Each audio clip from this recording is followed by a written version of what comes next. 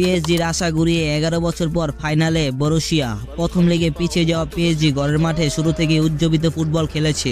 একের পর এক আক্রমণে প্রতিপক্ষের রক্ষণ কাঁপিয়েছে কিলিয়ান এমবাপ্পের দল।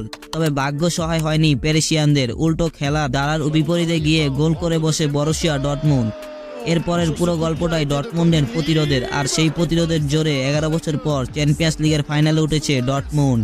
মঙ্গলবার 7 মে রাতে পিএসজির ঘরের পার্ক দ্য প্রিন্সেসে 1-0 গোলে জিতেছে বরুসিয়া ডর্টমুন্ড। নিজেদের ঘরের মাঠে প্রথম লেগে 1-0 গোলে এগিয়ে ছিল বরুসিয়া। দ্বিতীয় লেগে মার্টস হামেলেসের গোলে ব্যবধান 2-0 করে জার্মান জায়ান্ট দলটি। 2013 সালে সর্বশেষ চ্যাম্পিয়ন্স লিগের ফাইনাল খেলেছিল বরুসিয়া। ওয়েম্বলিতে সেবার বায়ার্ন মিউনিখের কাছে হেরে স্বপ্নভঙ্গ হয়েছিল তারা। 11 বছর পর আগামী 1 জুন আবার ইউরোপের সেরা মঞ্চে মাঠে নামবে ডর্টমুন্ড। এবার ফাইনালও হবে ওয়েম্বলিতে। সেই ম্যাচে রিয়াল মাদ্রিদ অথবা বায়ার্নের মুখোমুখি হবে ডর্টমুন্ড।